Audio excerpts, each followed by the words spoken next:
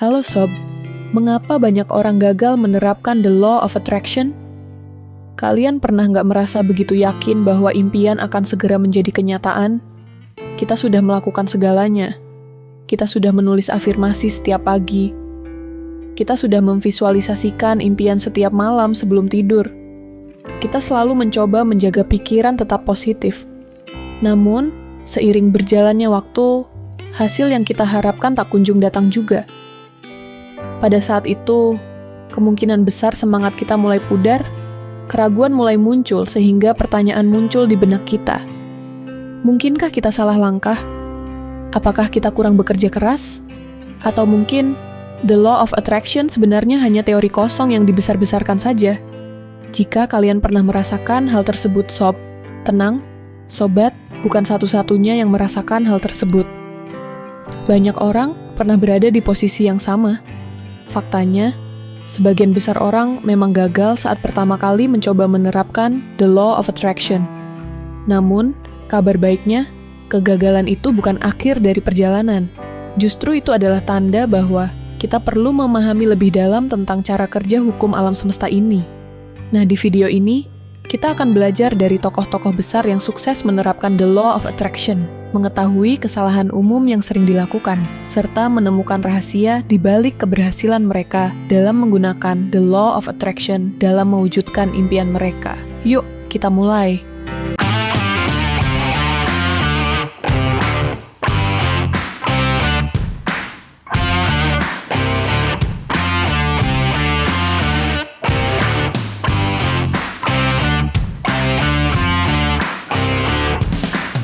Mengapa banyak orang gagal menerapkan the law of attraction? Sebelum kita melangkah lebih jauh, mari kita pahami terlebih dahulu. Apa yang membuat banyak orang gagal dalam menerapkan the law of attraction? Berikut adalah beberapa kesalahan yang sering dilakukan, sehingga mereka gagal menerapkan the law of attraction. Yang pertama adalah salah persepsi, mengira the law of attraction itu jalan pintas.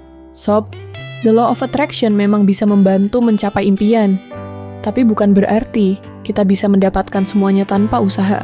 Banyak orang berpikir cukup dengan membayangkan kesuksesan, uang, atau cinta setiap hari. Maka semuanya akan datang dengan sendirinya.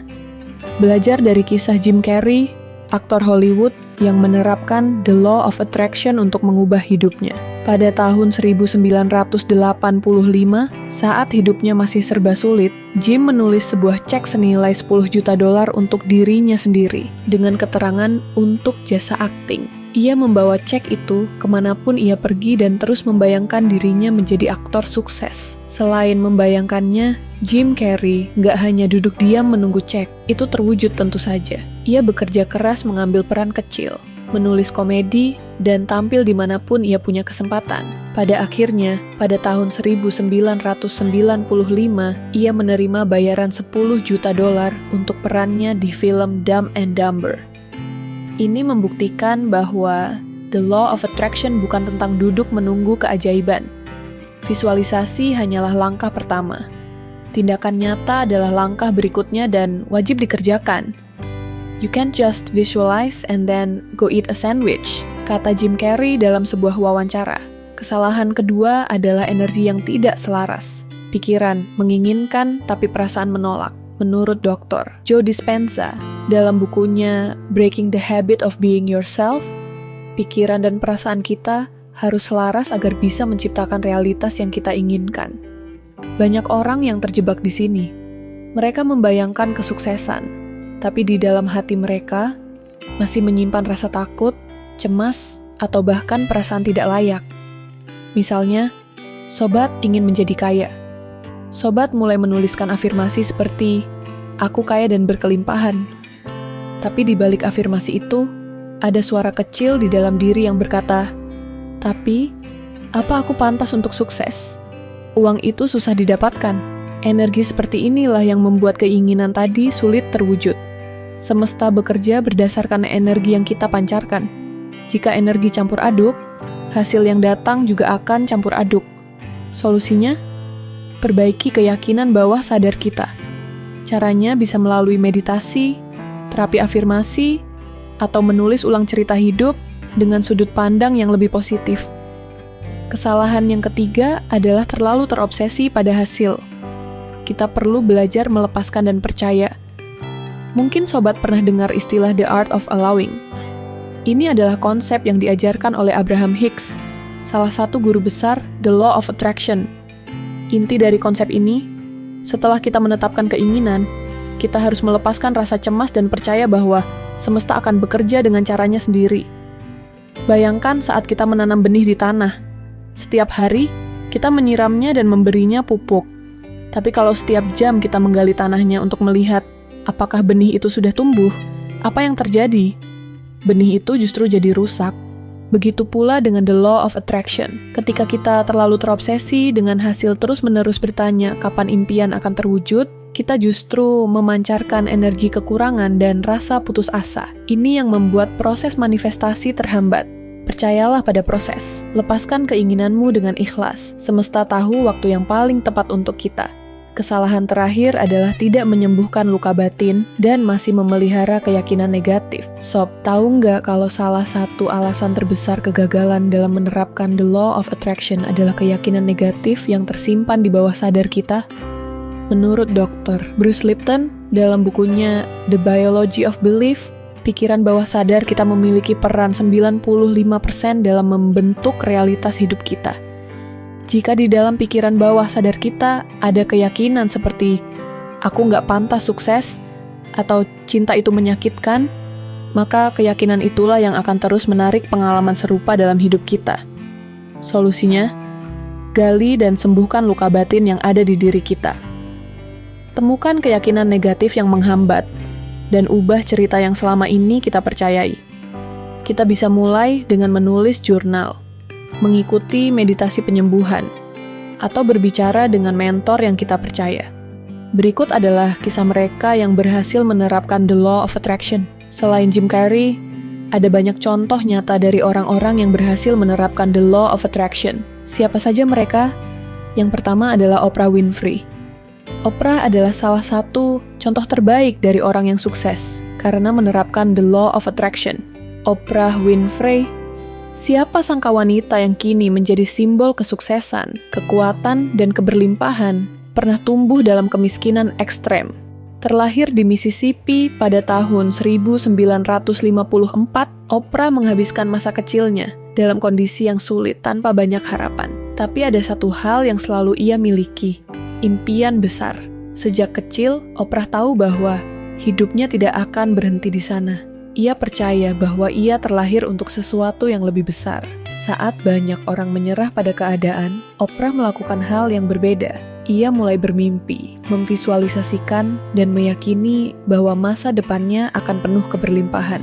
Inilah salah satu kunci utama Oprah adalah the law of attraction. Ia percaya bahwa pikiran dan keyakinan positif bisa menarik kesuksesan dan kesempatan yang ia butuhkan. Perjalanan Oprah tidak selalu mulus. Ia menghadapi penolakan, kegagalan, bahkan rasa ragu.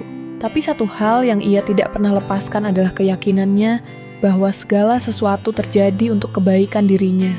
Apa yang kamu pikirkan akan menjadi kenyataanmu. Jika kamu memikirkan hal baik akan datang. Jika kamu memikirkan ketakutan, maka ketakutan itulah yang kamu tarik ke hidupmu, ujar Oprah. Dan benar saja, alam semesta mulai merespons keyakinan Oprah. Kesempatan demi kesempatan datang, bukan karena keberuntungan semata, tapi karena fokus dan vibrasi positif yang terus ia pancarkan. Oprah tahu bahwa untuk meraih kesuksesan, ia harus menyelaraskan pikirannya dengan impian-impian besarnya. Hari ini, Oprah Winfrey adalah bukti hidup bahwa the law of attraction bukan sekadar konsep, melainkan kekuatan yang nyata. Dari masa kecil penuh keterbatasan, ia bertransformasi menjadi miliarder dan ikon dunia. Bukan hanya karena kerja keras, tapi karena ia tahu cara bekerja dengan alam semesta. Segala hal yang kamu inginkan sudah ada di dalam dirimu. Percaya, visualisasikan, dan buka dirimu pada segala kemungkinan. Ujarnya, jika Oprah bisa, kita pun bisa. Jangan biarkan keadaan membatasi potensi kita. Mulailah berpikir besar, visualisasikan kesuksesanmu, dan biarkan the law of attraction bekerja dalam hidup kita.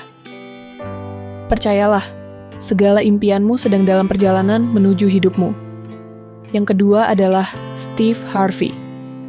Dalam banyak wawancaranya, Steve Harvey sering mengatakan bahwa the law of attraction adalah kunci dari kesuksesannya. Ia menulis impian-impiannya di kertas dan membaca daftar itu setiap hari. Satu persatu impiannya terwujud, dari menjadi komedian terkenal hingga memiliki acara TV-nya sendiri. Steve Harvey adalah seorang komedian, pembawa acara, dan motivator sukses dunia.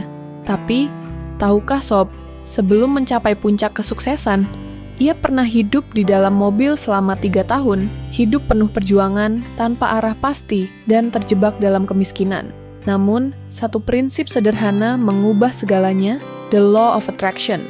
Saat berada di titik terendah dalam hidupnya, Steve Harvey mulai memahami kekuatan the law of attraction. Ia belajar bahwa pikiran positif dan keyakinan kuat pada impian bisa menarik realitas yang diinginkannya. Ia menuliskan mimpinya, "Suatu hari, aku akan menjadi pembawa acara TV besar."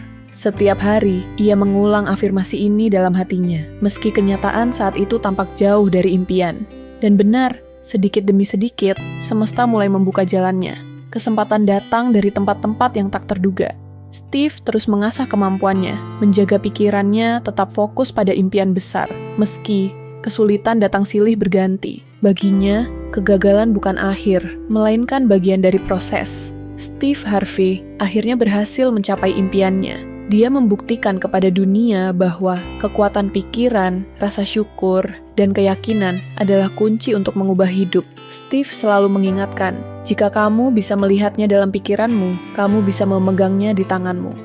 The law of attraction bukan sekadar teori bagi Steve Harvey, itu adalah prinsip hidup yang membawanya dari mobil tua menuju panggung dunia. Dan pesan penting darinya adalah, mulailah bermimpi besar, percaya dan bersyukur, karena semesta akan menyesuaikan frekuensimu dengan kesuksesan yang kamu impikan. Sob, the law of attraction bukanlah sihir atau jalan pintas menuju kesuksesan. Ini adalah perpaduan antara pikiran positif, keyakinan yang kuat, dan tindakan nyata yang konsisten. Dan yang paling penting adalah belajarlah untuk percaya dan melepaskan.